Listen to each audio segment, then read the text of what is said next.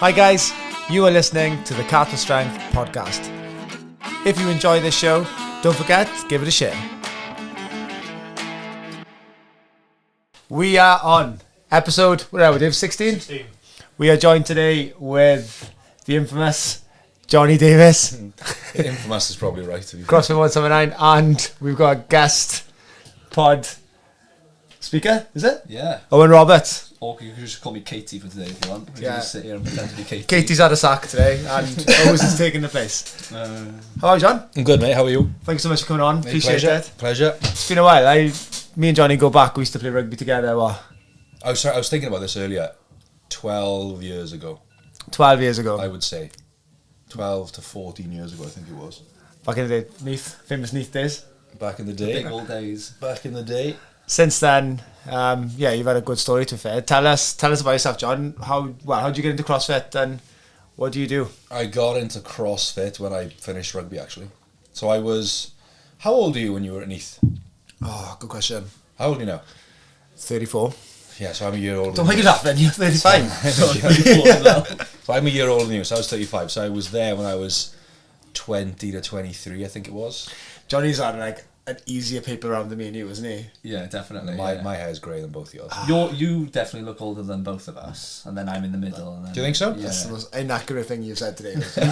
You do talk a lot of shit. I think all the listeners would disagree with that. Sorry, John, carry on. So yeah, I played rugby when I was 23, got injured with my ankle, and then when I was rehabbing it, after I'd had the surgery, I saw a little CrossFit video on YouTube, it looked cool. It was Jason Kalipa in the old Mayhem, remember that? Yeah. So I saw that video and I was like, that's cool. So I went and tried to do the workout in my mate's garage, but I couldn't overhead squat. I put the bar over my head, I couldn't move like 2-3 inches down, and I was like, what's wrong here? So rugby does too. Yeah, and then there was a CrossFit gym 5 minutes from my house, so I went there, did the class. There was like 4 people in the class, signed up. A year later, did my level 1 in that gym in Swansea. A year from there, I did my level 2, and then I started coaching full time. Fast forward to 2018, I started working for Seminar Staff. So after my level 2, they basically offered me an internship to work for Seminar Staff. So 2018, I got on Seminar Staff, and then I've been working there full time ever since. And then opened the gym sort of accidentally 2020. As lockdown was happening, is when the gym... It wasn't even a gym. 2020, like January 2020 is when I started training Adam, who owned the unit that we were in. I just started training him in his lunch break. Class. We had a row and a barbell. And now, And a pull-up bar. arguably, well, I'd say quite comfortably. And you've probably got one of the nicest and best gyms in Wales. Yeah. Podcast.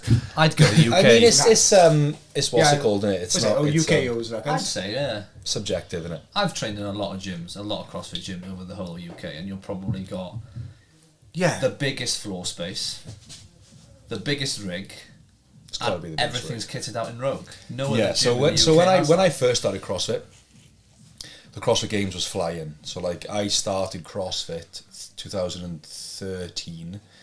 And that was where the sport was like massively taking off. And then that wave was getting bigger and bigger and bigger until about 18, 19. So me and my friend always talked about, because obviously Rogue was like sponsored the games, Yeah. and like you'd watch the games and everything was Rogue, the rig, these massive Rogue rigs, the GHDs, everything was like Rogue. So we were like, imagine a gym one day where you go there and just like everything's just Yeah. Rogue, it looks like this. So it's always been in the back of my mind. But I also never had the intention of opening a gym. So really, I started like building a little garage gym together with Janine, who's actually my coach now.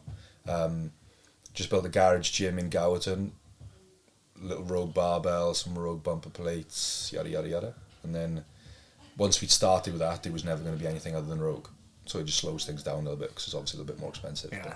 But, yeah, everything in the gym is Rogue.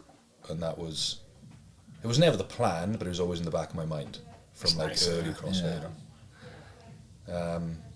So that yeah. was in the small place where you were to begin with, isn't it? So we went from the garage where I was just training myself, and then Adam started training him in his lunch break a couple of times a week. And then I remember painting like the bathroom door just black, just because I was like bored, nothing much to do. Like then I would work on the weekends and seminars, and then Monday to Friday I wasn't really doing much. I'd left the gym that I was coaching at, and I'd started cutting my hours down because seminars were getting busier and busier. And then I was just had a bit more time to kill. So then Tom Watts, one of my friends, he was right. I'll come up and train you tomorrow. And then there was 2 of us training, and Janine came up. There was 3 of us training, 4 of us training, and then it became too many people to have everyone in there at 5 o'clock because we only had 1 row and a pull-up bar. Yeah. So then we had like a WhatsApp group for people that wanted to train at 5 and a WhatsApp group for people that wanted to train at 6, and then that's how it stayed. And then lockdown happened. So it stayed like that through all the lockdowns, but then more and more people started to message, being like, oh, can I come up and train? So there was nothing official.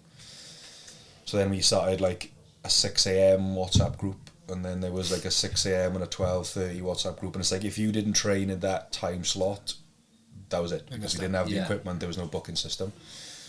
And then it stayed like that until lockdowns ended. And then once the lockdowns like properly ended, that's when we were like, right, there's too many people now to be like sort of this unofficial weird space where people just come train. So we just made it a little bit more official. So we got like a booking system, and people could book into classes, and we posted workouts, and then it went from there. How many coaches you got working there now? I think there's about 12 coaches there now. Wow. But like a year ago or 4 years ago, it was just me. You. And at one point it was me. I would take 6 a.m, 7 a.m, 12:30, 5, 6 and 7 p.m, sort of Monday to Friday, and then travel Friday, seminar, Saturday, Sunday, and then come back.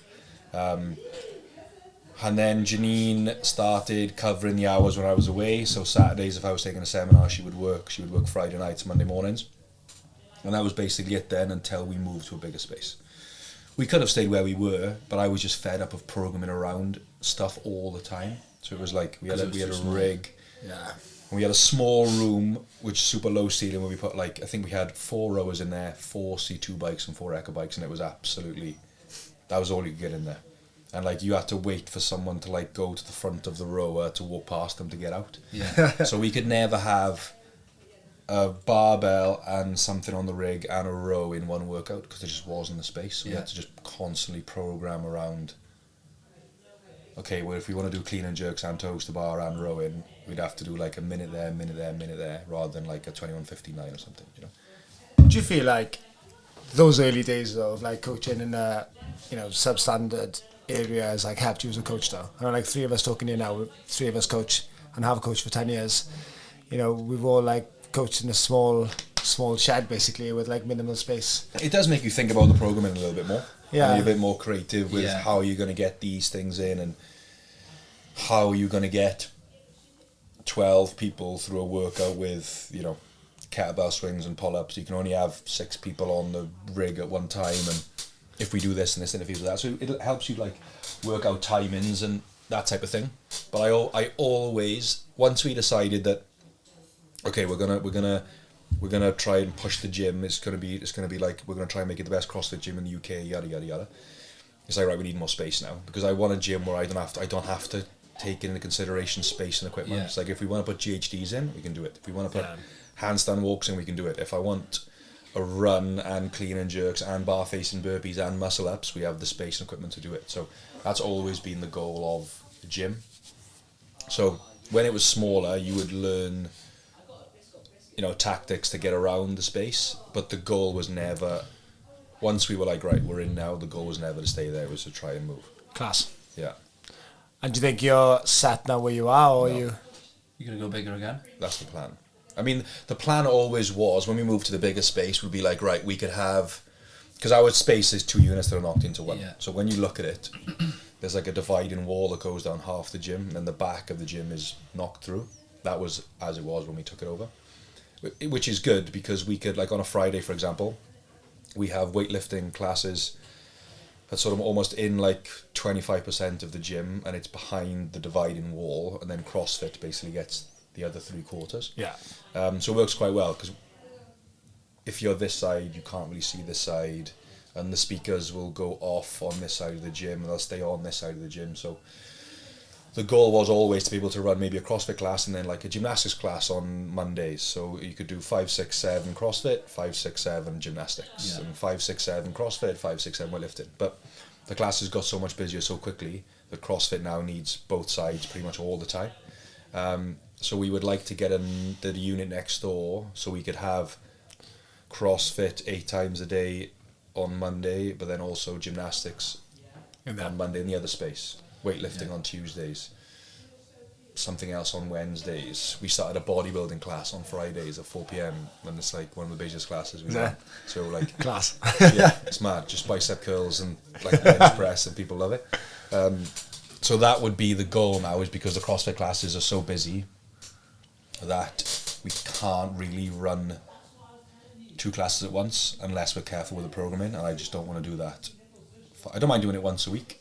I don't want to do it all 5 times a week where I have to almost water down the CrossFit to get something else in alongside. It's so hard, isn't it? Like, even here, like when we've got a waiting list in the class, like it's so hard, like it's so tempting to put everyone in on the waiting list so they all get that session, but then you got to tweak the programming then to make it like a partner style workout or an EMOM style. And I think that's where some gyms get things a little bit muddled up.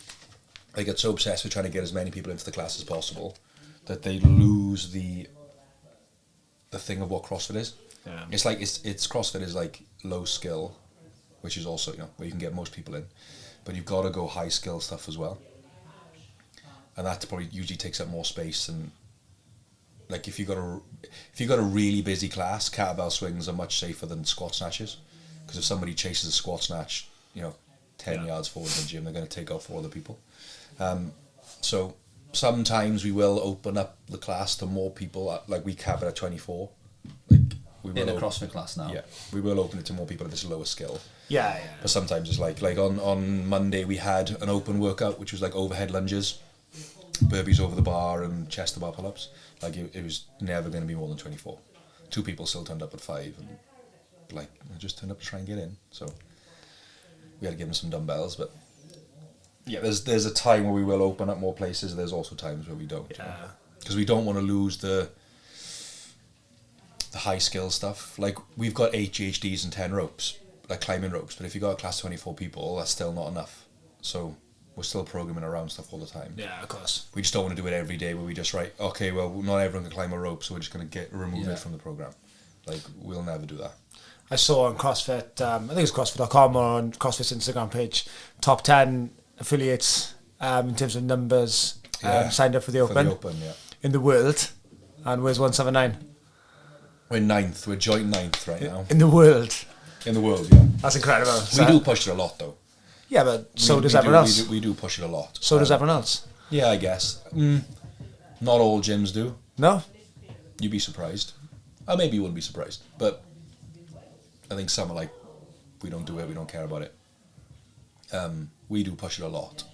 And we don't push it a lot because it's like, we want to be the top 10 or top 20 in the world. That's not why we do it. Like, we don't get anything for that.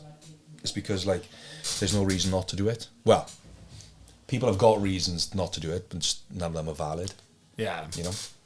So, a lot of good stuff happens in the Open. Like, people always go to the Open, and it generally comes in, like, brackets. You got the people that are, like, super, super competitive. They don't want to do it because they don't want to maybe do bad in a workout, and that bothers them for a week. And then you got other people then who think, oh, I haven't got toes to bar, or I can't do a muscle up, or I'm not strong enough.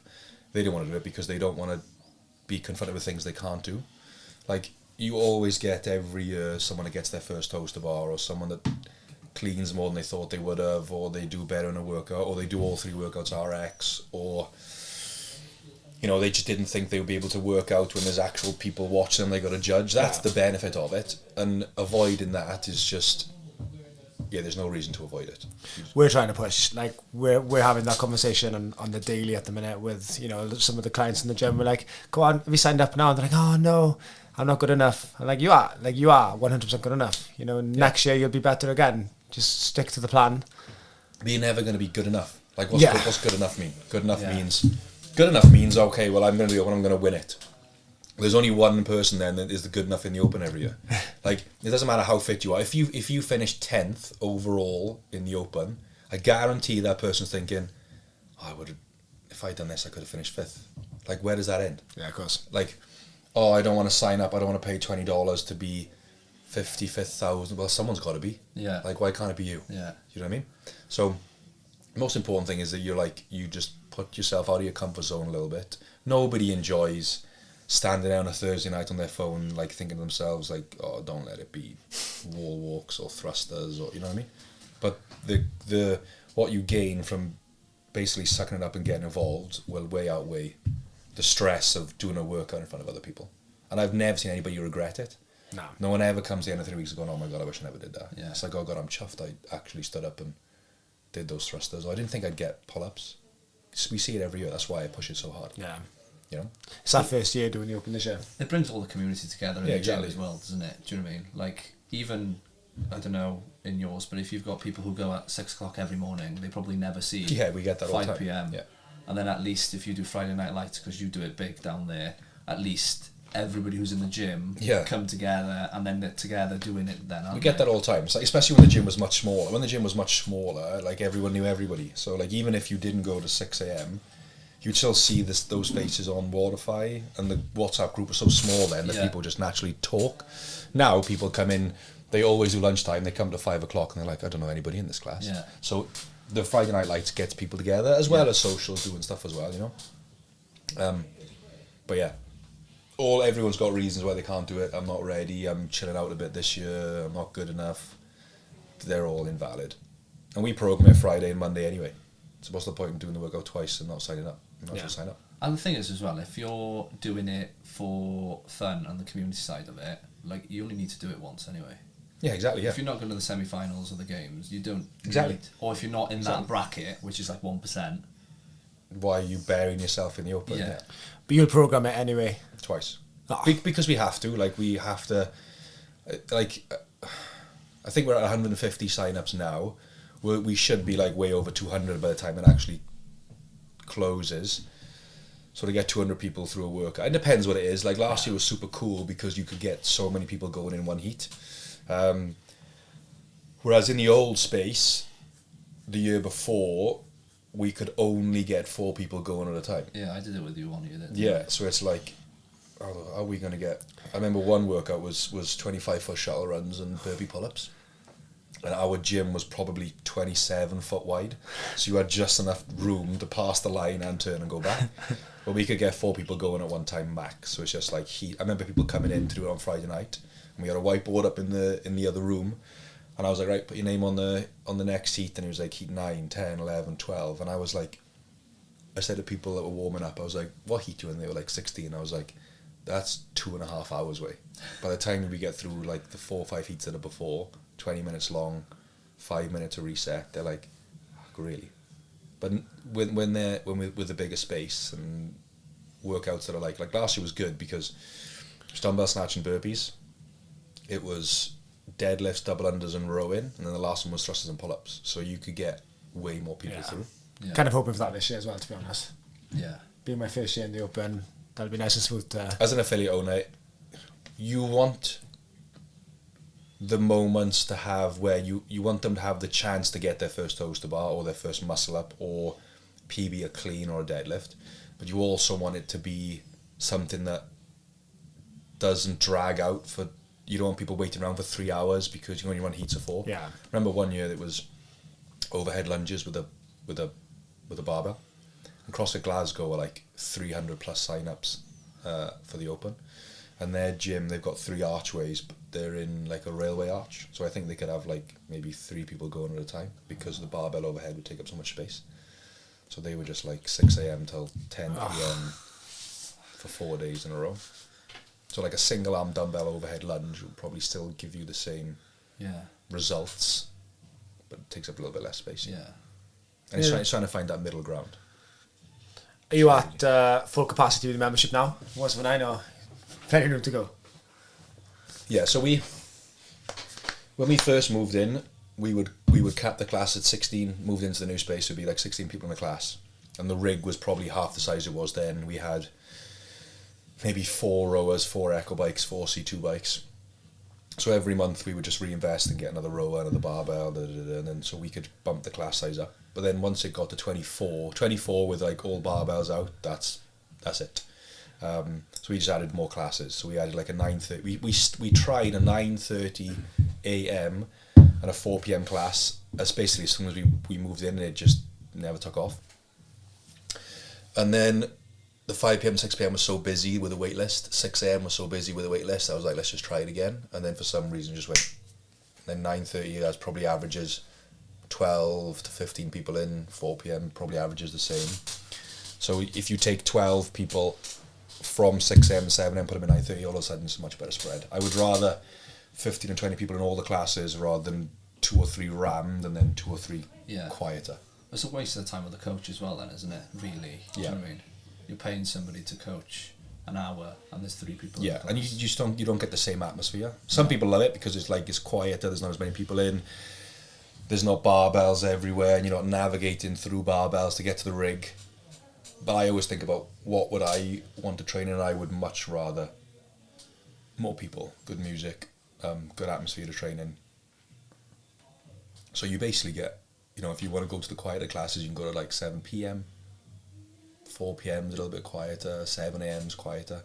If you want like the busier classes, you got that option as well. Yeah. So it's nice.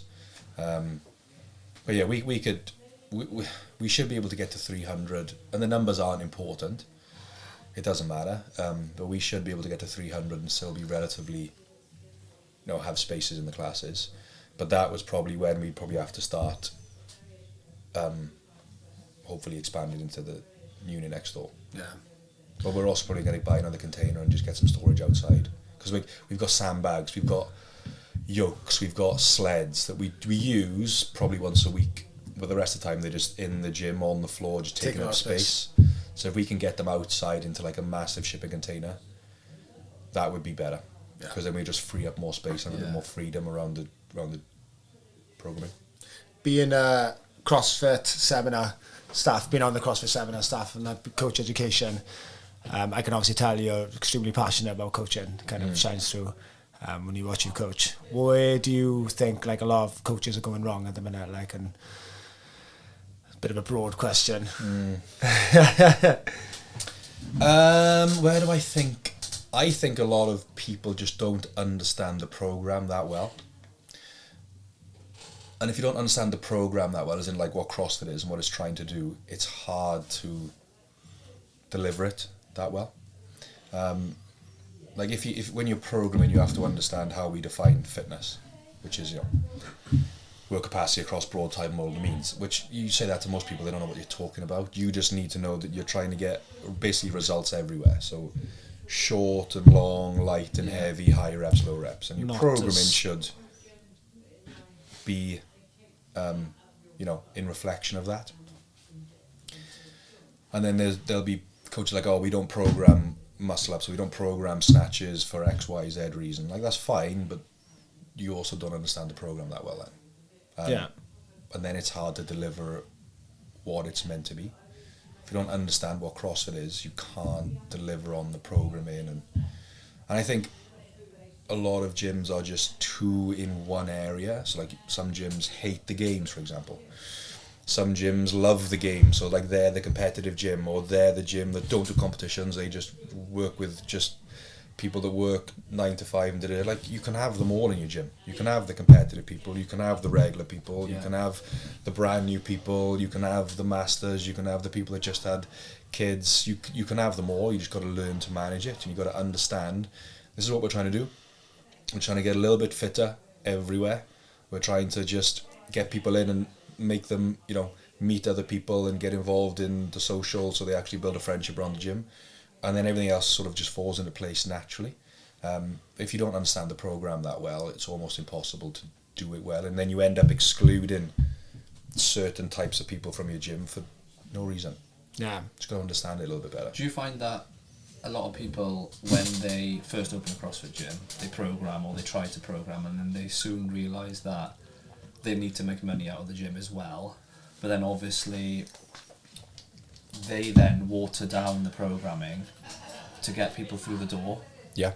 in order to deliver a service to them people, Yeah. because obviously they don't want to lose money. But Yeah. then obviously the programming disappears then. But the people in the gym get a good time. But they It's still hard. want to. It's yeah. You basically, I would always tell, my advice would be like, figure out the type of gym that you want to run, Yeah. and try and attract those people. Once you start trying to please everybody by keeping this out or keeping this in, you end up just in a bit of a middle ground where you're not pleasing anybody. Yeah.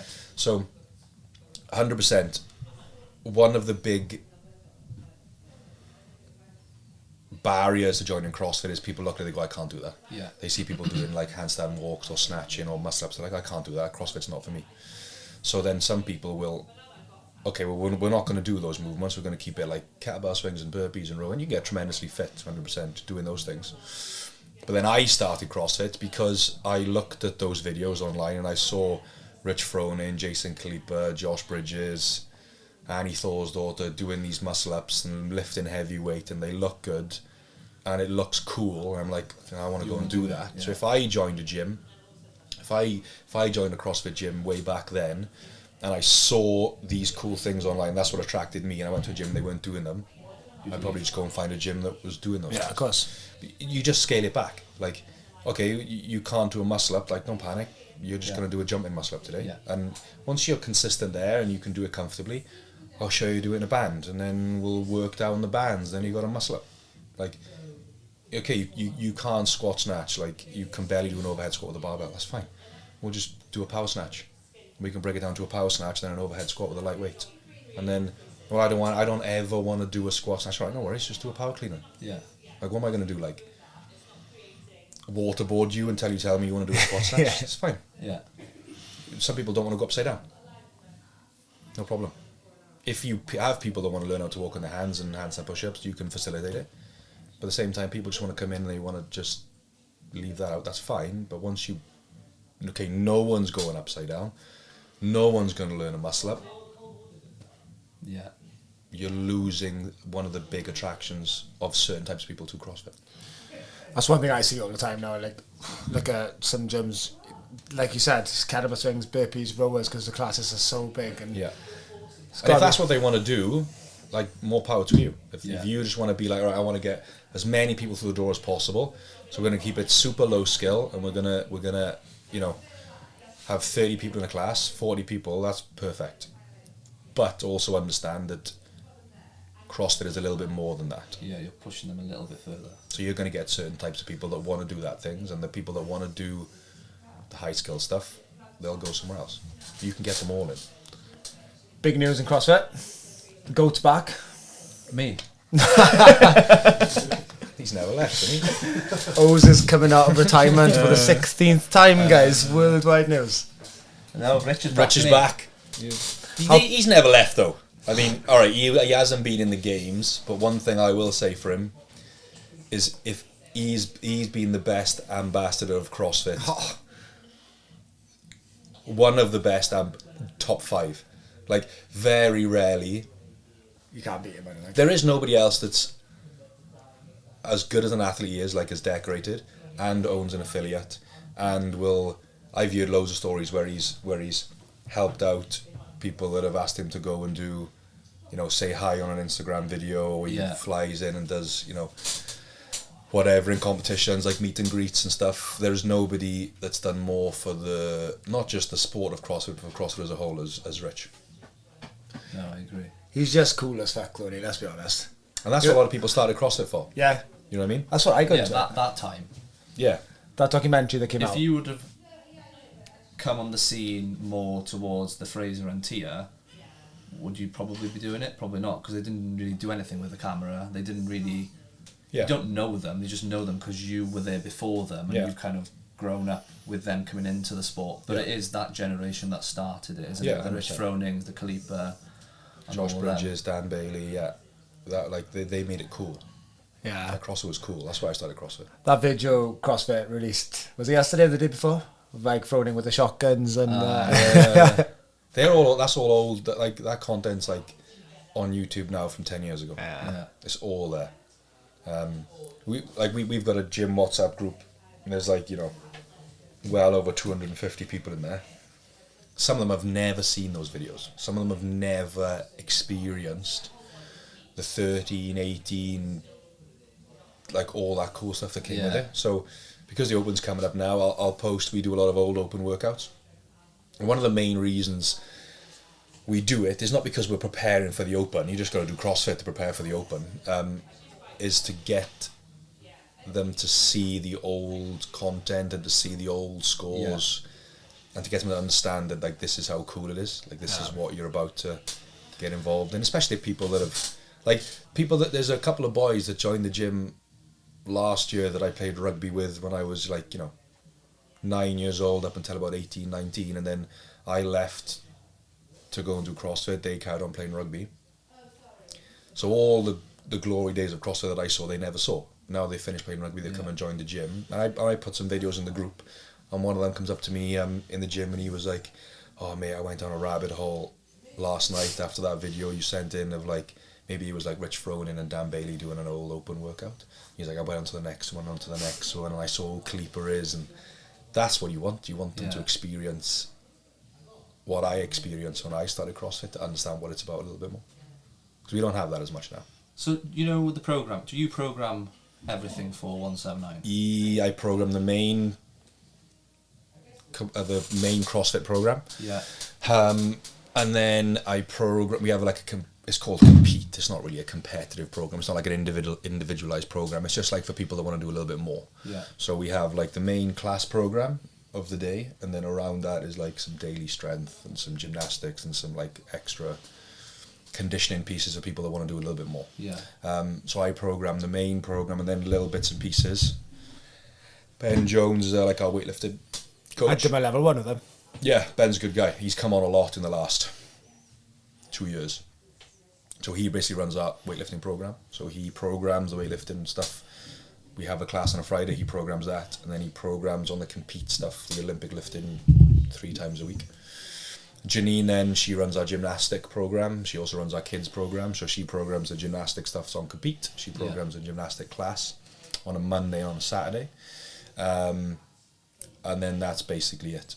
High Rocks is basically Becky Standen's program, if you like, so she programs for that.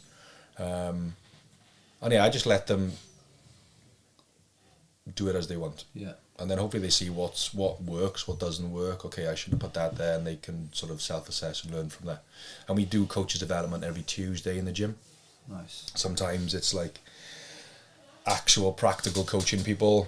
Sometimes it's understanding the theory side of CrossFit a little bit more, the methodology, and then other times it's helping them understand how to program, how to scale people, how to break down a workout so that you know how long each piece should take and whether it's light and whether it's heavy, and this person's always overscaling, this person's should be scaling more, this person needs to be pushed harder, this person's got to go with an RX plus option, and they get quite a lot of freedom and that, with the goal that they learn across the 6 months, 2 years, 3 years.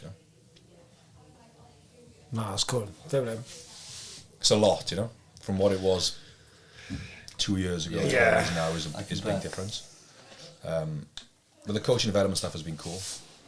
So like going back to, you retest a lot of open workouts. Yeah. But you obviously program yourself. Like, do you find, because I program for a lot of people, but when I put in like open workouts, it's just different, isn't it? Because obviously, like, I like to think I'm good at programming, but Dave Castro's obviously the best at it. And then when they do the open workout, the feedback you get back, Jesus Christ, that was just so much harder. I wasn't prepared for my forearms and biceps to blow as much or whatever. So I think from why you repeat the open workouts quite a lot, it makes a lot of sense really to do it, because it's different and it's more towards what it actually should be, because he is obviously the best at programming. Yeah, he's very good at programming. He's very good at programming. And programming is like, not just one work. Anyone can write one workout. Yeah. But when you stand back and you look at it over a season, so it's like you look at the Open and then, quarterfinals back in the day and then semi-finals and then the games. That's programming, where you look at the whole year and be like, okay, I can see what he's done there. And the same thing for the Open.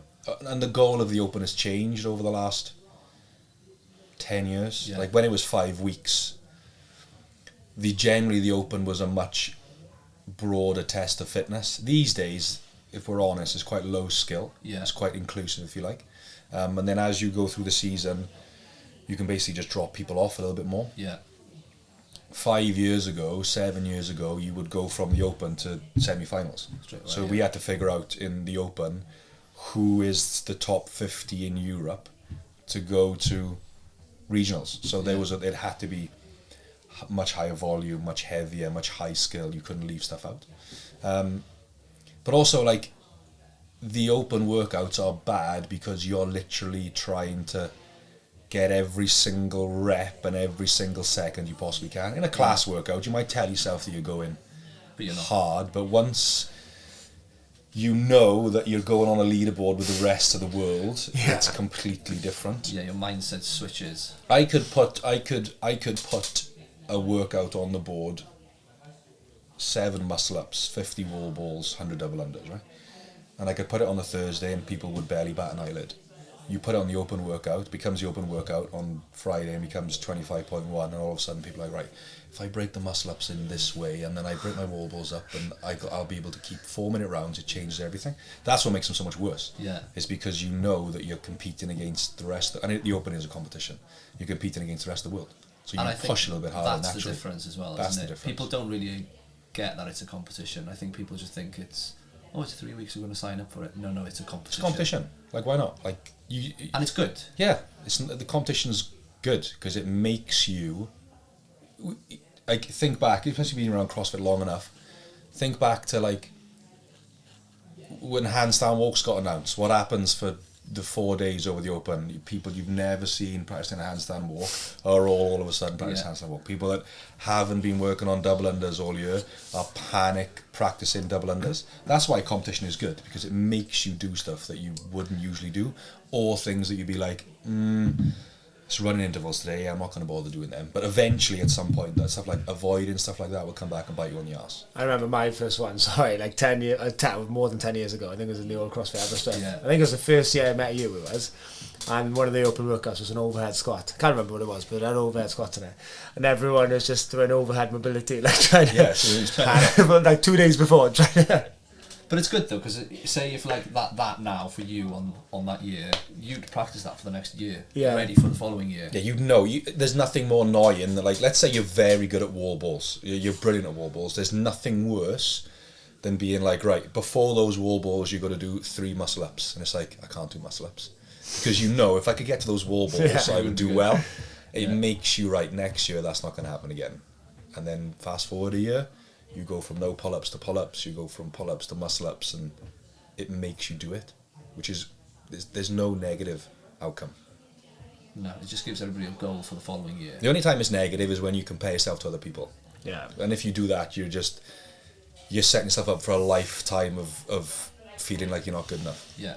Like, you don't worry about the person next to you and what they're rowing or how many wall balls they're doing in 2 minutes. You just worry about where you were 6 months ago. Exactly. And if you don't log your scores and your results consistently, not just open workouts, you're always going to feel like you're not getting better. But I guarantee that anybody that's been doing CrossFit for 6 months or 2 years, 3 years, 5 years, 10 years, you look back at your scores 10 years ago and you'll be like, wow, I was unfit. You know? Yeah.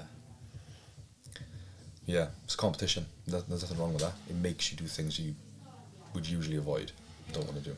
First one for us in Cattle Strength. Yeah, I know. What's the plan? Friday night? Friday Night Lights. You doing it? Yeah, I'll do it. Yeah. Have you signed up? No? I haven't signed up. No, you still got time. I've still got time. Yeah. How many you are? I'm trying to have a year off, but everybody keeps dragging me back into every other year. I mean, yeah, that'll probably always happen. Just because I want to just focus on the Masters next year, but I was just like, oh no, do it here, sign up there. So what are you, 34? 34 now, yeah. So Masters is you're basically the young pup in the category next year, yeah. Yeah. Always doesn't like to go off plan. He plans everything out. Yeah, it has You? to be to the Oh, to the mate. T, yeah. Painful. Everything's got to be planned. What, for the year? Everything. Everything. We do it for the gym, but personally I'm a little bit more. I was Just stresses. float through Oh it. yeah, just plan, everything. Even like when I do a workout, like I know exactly when I'm coming off those toes to bar into the next movement. Do you? Yeah. I write it down on a whiteboard, so like XYZ and I'm here at this time, I'm here at this time. So do you break? So when you're training regularly, do you like, right, I'm going to break those toes bar up into like 12s? Or Unless the stimulus is different. So say if the stimulus is like, right, I want you to go hard and I want you to go unbroken, then that will be You pushing just go for it. and die somewhere in it. But normally it's like, yeah, regular breaks, constant, and just moving. I think there's more results in the other strategy. Going hard. Not being stupid about it. Mine kind of varies in a week. So like, say the start of the week might be like, because it's obviously fresh Monday, it'll be like high intense, and then the middle part will be right 75%, and then I'll have like all out effort sprint intervals, Yeah. and then it'll be like ease off and then restart. So there you go through all the different percentages really, other than just going in hammering myself all the time. And then the stimulus will be different as well. So say if I've got 40 toes to bar, one day might be I want you to try and do those 40 unbroken. Another day I want you to do 4 sets of 10, but only 5 to 10 second rest in between the That's sets. the difference between training and competing. Yeah. So some people in the affiliate, they get dragged into competing every day. So which is bad for long-term development. Because if let's say like wall balls is a good one, right? Let's say you got 75 wall balls in a round or 150 wall balls in a round. The only way you're going to get better at doing wall balls in bigger volume is to do wall balls in bigger volume. So we programmed a workout that was like, it was 70, 50, 30 wall ball, 30, 20, 10 burpee, but every time you broke the wall ball, you had to do 10 penalty burpees. So push people to do bigger sets than they want to. Yeah. If you're always breaking up 70 wall balls in sets of 10, you're never going to be good at sets of 30. So when people are training, they should be training to get better, which means that I probably should do now bigger sets of wall. I might end up with a slower overall time. Yes. But I should be pushing myself to get better at doing bigger sets of wall balls. Because if you always break it in 10s, you only get good at doing sets of 10s. When you're competing, when the open rolls around or you're in a competition, then it's completely different. So it's like, if I break these up in 10s, is it going to give me a better time? If the answer is yes, then it's probably a smart way to do the competition. But if people are training, most of the time it should be what's going to make me better in the long run. So I might get a shorter time. I might get a worse time if I do these 60 kilo power cleans touch and go. But 6 months from now, if I carry on, was it going to make me better? Yes, then it's probably smart to train that way and compete when you're competing. Yeah. Because you can't pull it out of the bag when you need it. It's like if you always do 30 overhead squats and you break it up in 10s, it's never going to be there when you need it to be there. But if you train in bigger sets and just go in by feel a little bit more, you can always break it down when you need to, but you can't do it the other way around. Yeah. No. So that's why I always try and get people to train a little bit more, just a little bit more by feel. That doesn't mean like, hold on to the toaster bar until you fail because you've gone a little bit too far then. Yeah. But just learn to go by feel a little bit more. Try and do a few more reps than you think is smart, and just build some capacity that way. I'd always try and tell people to forget a little bit about the time as well. Yeah, exactly. You might come last, but you gained because you did 50 unbroken wall balls. And in 6 months you'll be better at wall balls. Yeah. But if you're always doing sets of 10, your ceiling's always going to be pretty low. Yeah. So, and that's where the only reason that happens is because they compare themselves to somebody else. Yeah. They come in, they look at the scoreboard, and they're like, right, I'm going to try and beat Ryan today. So let me work out what he did. He must have held 2 minute 20 rounds. So that means if I do my wall balls and my I'll be 2 minutes 10 when I'll beat him. Yeah. But that's just super short-sighted because if he's training smartly, he'll be so far ahead of you in 6 months that he'll never catch up because he's built that capacity. if he's on the wall balls unbroken, you have to break him in 10s, you'll never catch up. No. And people get obsessed by the leaderboard because they're competing. Yeah. It's a good motivator for some people. That makes you row a little bit harder, it makes you do the burpees a little bit faster. But if you're breaking workouts down to beat somebody every day, you're not training anymore, you're competing, and there's a difference.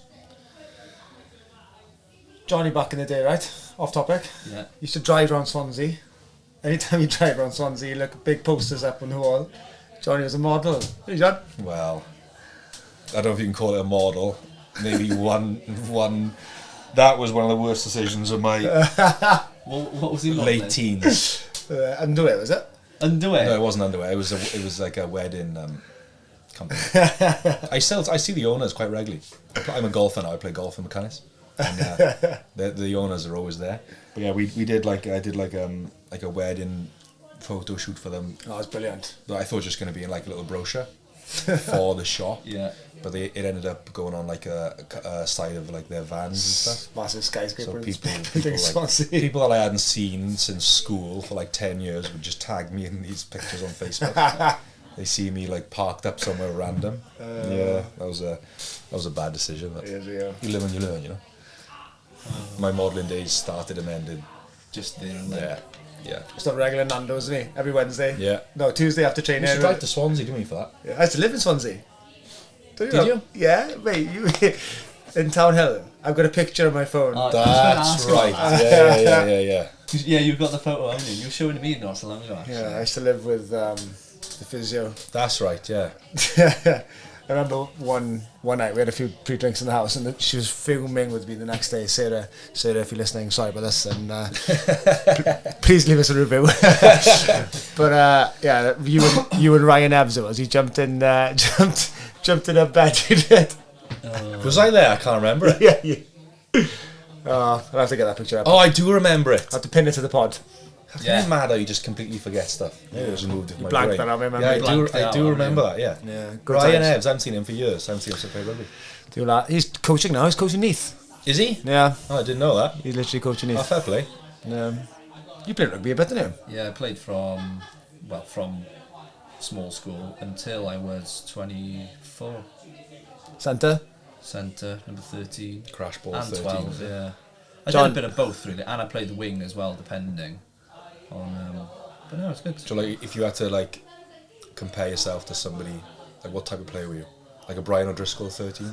No way, mate. You didn't have the brain to be. I was more of a non. Oh, yeah. Yeah. Or He an had some Umaga. skills. He had So some you have a skills, Brad but- Barrett to play for Southampton. Yeah. That's what we said. No, it's Umaga or non. Okay, yeah, fair.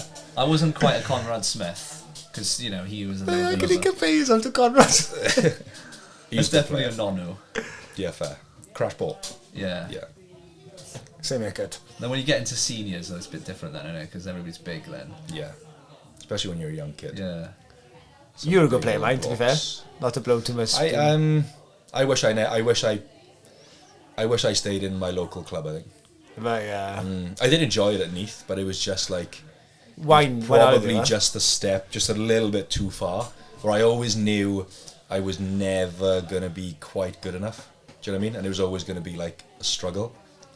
It's different back then because you were just going through it, and that's where you ended up. But looking back now, I wish I was just like, oh, do you know what? This is not for me.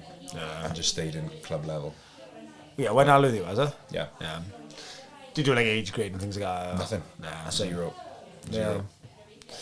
Yeah. It was good. I wouldn't change it. But would you go back and play rugby now? No chance. No, not me. Absolutely no chance. Because again, there was. I wish I was like a gymnast or something when I was a kid. The boys were trying to get me to go back last year to play like a friendly game or something stupid anyway. Absolutely no chance. Whenever people do that in the gym, it always ends in like a broken collarbone, The worst thing ACL. is, dislocated it's like, knee. you're way fit enough now. You could easily do this. Yeah. Like, if I would have one tackle and my ribs Yeah, would exactly. break. You're not Different ready for fitness that. as well. Yeah. Match Yeah. rugby Yeah, fitness. no way. I couldn't hack a tackle. You're fit enough, but you're not used to somebody It's weird. hitting you at Yeah. 30 mile an hour from the side when you're not Yeah. looking. That's different. That's not fitness. No, yeah. You know what I mean? Yeah, no way. Yeah, I wouldn't go back. I don't think. No, well, no, I wouldn't. There's no way. Did you get rugby teams coming in the gym or? Not really. What's that? We've had wine in maybe once or twice. We generally, in the old gym that I worked at, we would have like rugby teams coming in. The thing is with that is you would get, let's say you get 20 people in, 7 of them would actually want to be there and train. 7 of them didn't really care, they would turn up anyway. Yeah. 7 of them just definitely didn't want to be there. So it was always this weird vibe of like, some people want to, some people don't. Whereas in a regular CrossFit class, you're there because you want to be there.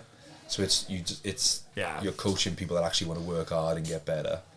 I find with the sports team stuff, you just get that Yeah, it's the half in, half out type thing. I remember with Neath, we used to go down Gary McLean's old gym in 365 was there. And he was making us like hang from the bar, and like whoever hung from the bar the longest didn't have to do burpees. It was almost like random.